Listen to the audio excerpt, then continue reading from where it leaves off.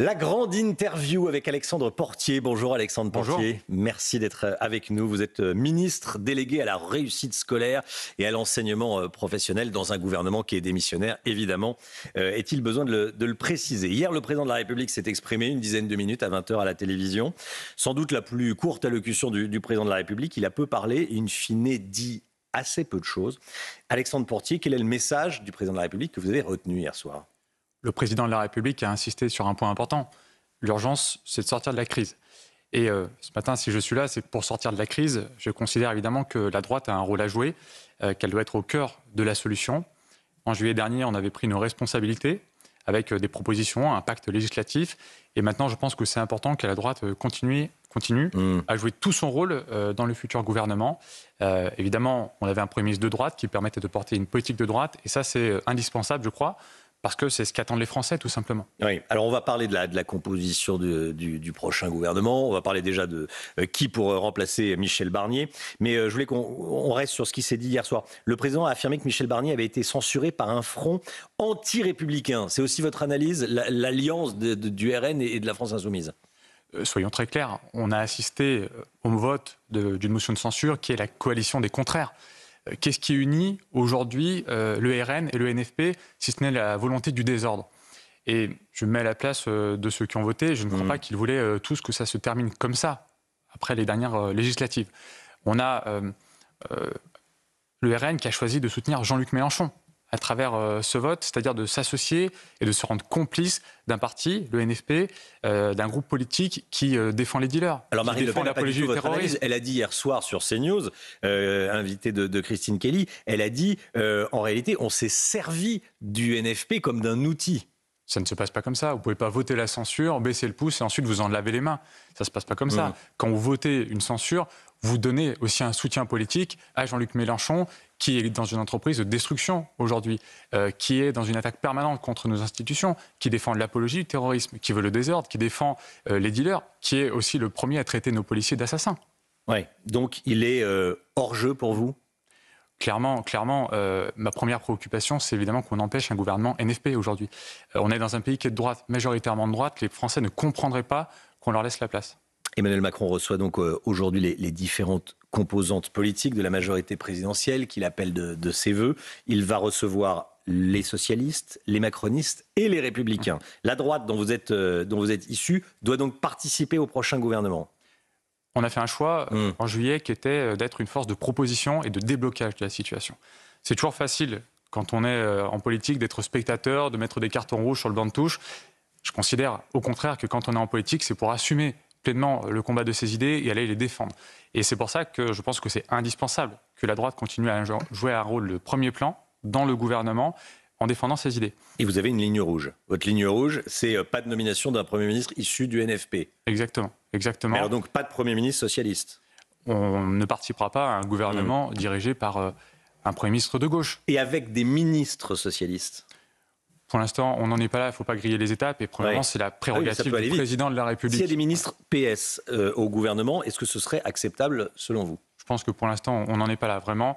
C'est la prérogative du président de la République. Et moi, ce que je souhaite, c'est qu'on ait un Premier ministre qui soit le plus à même de garantir que la politique qui sera menée sera conforme à ce que veulent les Français.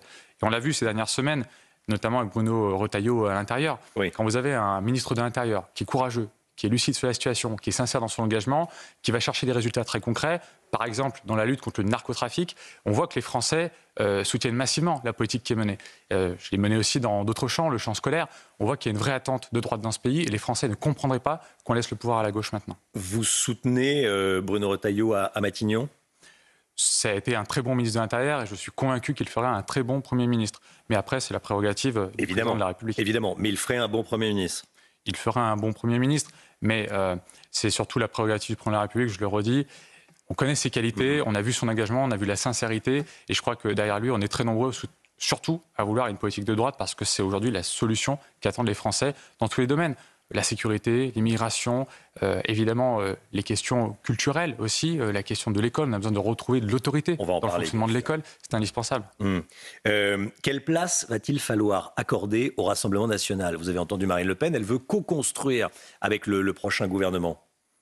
Co-construire, c'est par définition la mission d'un Parlement. chaque député est désigné dans son territoire pour participer au travail parlementaire, à l'élaboration de la loi, pour être force de proposition. Ça veut dire amender des textes, ça veut dire écrire des propositions de loi, et donc par définition, on discute avec tous les députés dans un hémicycle. Donc, pas plus, pas moins.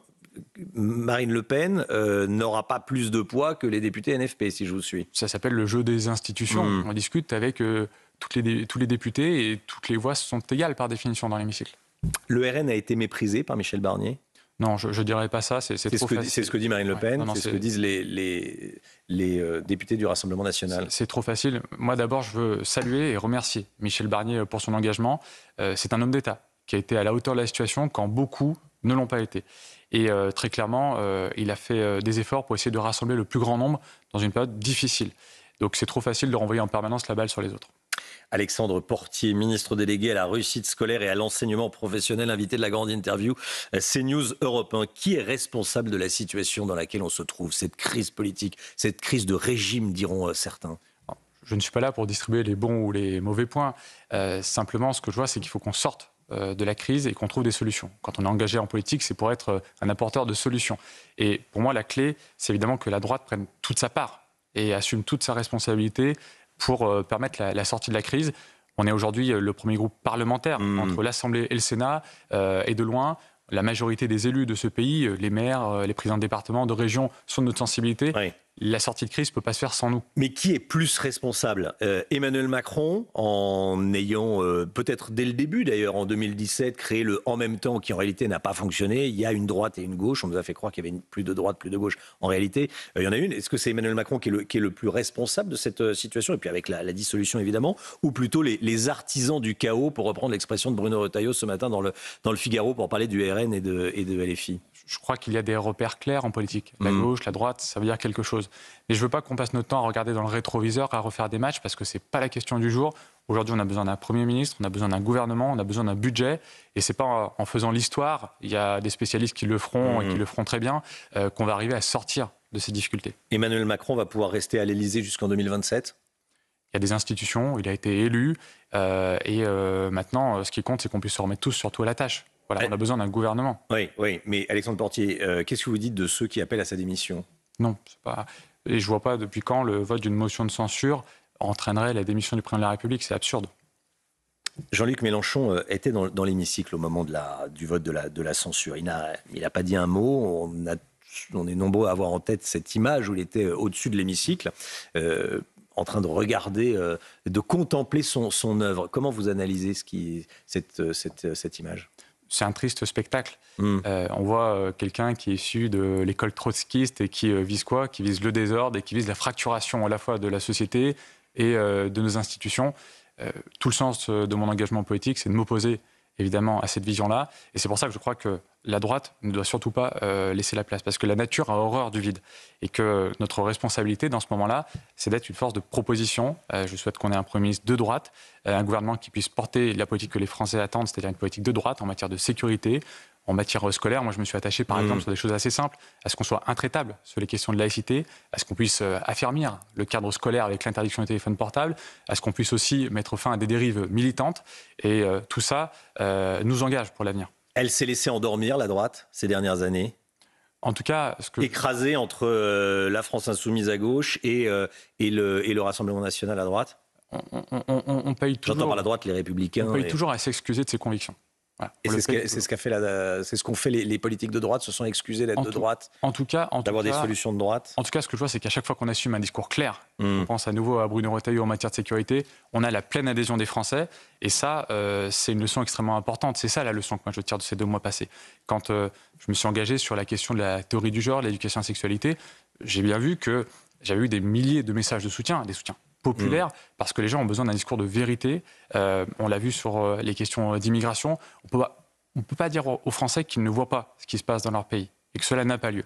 Et notre responsabilité, c'est d'être force de proposition, que la droite prenne toutes ses responsabilités dans le prochain gouvernement en tenant une ligne forte, une ligne courageuse, une ligne claire, mais certainement pas en reculant. Il va y avoir une loi spéciale donc dans les prochains jours, à la mi-décembre, puis un budget au début de l'année. Qu'est-ce qu'il faudra changer dans le prochain budget par rapport à celui de Michel Barnier? D'abord, il faut qu'on ait un gouvernement qui puisse remettre le pays sur la voie du travail. C'est quand même ça, voilà, la première des priorités. Deuxièmement, le budget il doit permettre d'assurer les missions fondamentales d'un pays. La première mission, c'est de faire tourner le service public. Le budget qu'on a présenté à l'Assemblée nationale, par exemple sur le scolaire, le domaine que je suis et sur lequel je suis engagé, il prévoyait des augmentations qui permettaient notamment de continuer à améliorer les conditions de travail de nos enseignants. Il permettait de mieux financer la prise en charge du handicap à l'école. Il permettait de financer l'amélioration du lycée professionnel. Ce sont des choses très concrètes. Je vais être encore plus concret. Oui. Pour vous situer un exemple, on avait des emplois d'AESH, vous savez, les accompagnants d'enfants en situation de handicap, qui étaient prévus dans ce budget. Si on n'a pas ces emplois nouveaux, les conditions d'accueil des enfants en situation de handicap vont se dégrader dans les mois qui viennent, et ça peut arriver très vite. Les fonctionnaires seront payés. On a des règles qui permettent de garantir pendant plusieurs mois. Mais à un moment donné, comme vous le savez, il y a aussi le jeu de l'inflation, la conjoncture financière avec des taux d'intérêt qui peuvent évoluer. Si le budget 2024 était fait par définition pour subvenir aux besoins de l'année 2025, ça se ferait depuis longtemps. Alors, une petite question au sujet de l'économie et du budget. On nous avait promis le chaos économique et financier si la censure était votée. La bourse ne s'est pas effondrée et le chaos économique n'est pas là. À l'heure qu'il est, effectivement, peut-être que dans 6 mois, on en reparlera. Quel est votre commentaire là-dessus ? Je suis un fils d'artisan et de commerçant. Ce que je vois sur le terrain, très concrètement, c'est que la situation elle se dégrade aujourd'hui. Et que malheureusement, le commerce est au calme plat. On a des filières qui sont à l'arrêt, comme le bâtiment. Les carnets de commandes se vident semaine après semaine. Donc personne ne peut dire qu'il n'y a pas un problème. La signature de la France sur les marchés financiers est au plus bas. On a des taux d'intérêt aujourd'hui qui avoisinent ceux de la Grèce quand ils ne passent pas devant. Donc tous ces signaux-là sont des signaux réels. Marine Le Pen disait hier soir que l'économie française ne s'était pas effondrée et que la bourse allait bien. Peut-être pour elle, mais je ne crois pas que ce soit le quotidien des Français. Marine Le Pen disait également que les Français en avaient marre des impôts. Les entreprises en avaient marre des impôts. Votre commentaire déjà sur ce point de vue ? Le comble, c'est que le RN et le NFP ont proposé à l'Assemblée nationale 34 milliards d'euros d'impôts supplémentaires. C'est ça le comble. Si on n'augmente pas les impôts, il va falloir réduire drastiquement les dépenses publiques ? C'est la priorité. C'est la priorité des priorités. Je vais vous donner un exemple très concret. Mais ça, tout le monde dit que c'est la priorité, et quand on est aux manettes, on n'arrive plus à le faire. Vous faites un budget en 15 jours où tout n'est pas simple. Il faut avoir un peu d'humilité par rapport à ça. Après, je vais vous donner un exemple très concret. On vit dans un pays qui, assez vite, va passer plus de temps à mettre de l'argent sur la charge de la dette que sur l'école. Bientôt, dans quelques mois, si on continue comme ça, 60 milliards d'intérêts par an. Les intérêts vont peser plus que le budget de l'éducation nationale. Ça veut dire qu'on va passer plus de temps à corriger les erreurs du passé qu'à investir sur l'avenir de nos enfants. Et ça, c'est dramatique. Donc il faut réduire évidemment la dépense publique et réduire les déficits, c'est prioritaire pour l'avenir.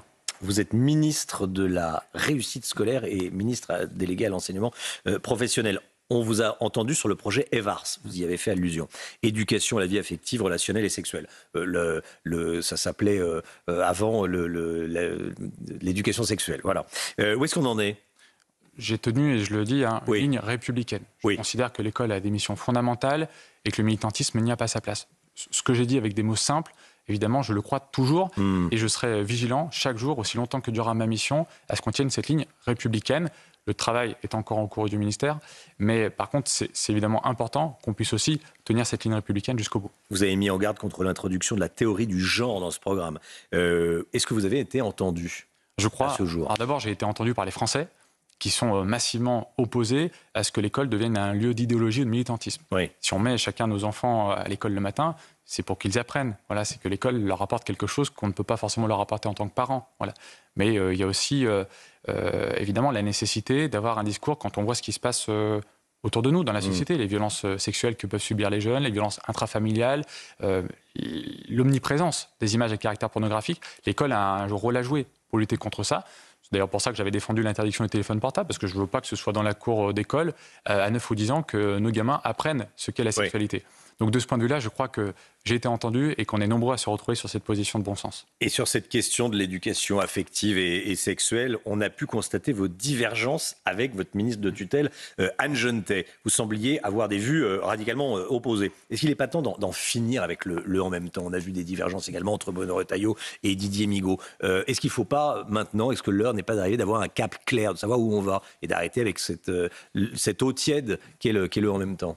Qu'on ait des désaccords ou des différences politiques, c'est normal, c'est la nature du débat démocratique, c'est normal qu'on puisse les exprimer, et je trouve que c'est toujours une richesse. Ça, c'est formidable, mais il y a un moment, il faut décider. Après, effectivement, il faut décider, Et très clairement, c'est ce que je vois aujourd'hui, c'est que la majorité des Français sont d'accord avec la ligne que j'ai portée.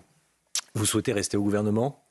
C'est pas une question de personne. Après, j'ai porté ma mission avec conviction, avec énergie, sur des sujets qui sont importants pour les Français. Et si je peux la continuer dans un cadre qui le permet, avec un Premier ministre qui partage mes convictions, je le ferai avec plaisir. Mais la question de personne est bien secondaire. C'était la grande interview d'Alexandre Portier. Merci beaucoup d'être venu sur le plateau de la matinale de CNews et d'Europe 1, ministre délégué à la réussite scolaire et à l'enseignement professionnel. Bonne journée à vous. À bientôt. Merci beaucoup.